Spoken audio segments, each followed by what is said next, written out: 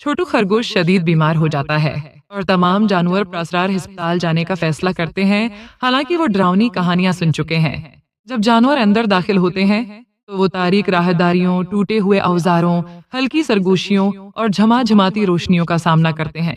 انہیں ایک پرانی ڈائری ملتی ہے جو ہسپتال کے ماضی کی کہانی بیان کرتی ہے، جہاں لالچ اور دھوکہ دہی نے اسے تباہ کر دیا تھا۔ دروازے بند ہو جاتے ہیں، گروپ الگ ہو جاتا ہے۔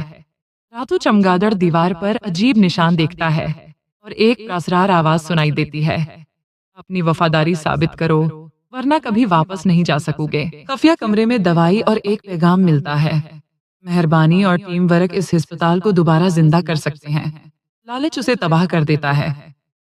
اتحاد اور بے لوثی ہر چیلنج کو شکست دے سکتی ہے، جبکہ لالچ ہمیشہ تباہی کا باعث بنتا ہے۔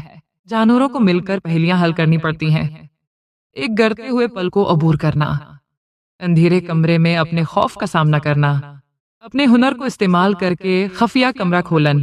اتحاد اور بے لوثی ہر چیلنج کو شکست دے سکتی ہے، جبکہ لالچ ہمیشہ تباہی کا باعث بنتا ہے۔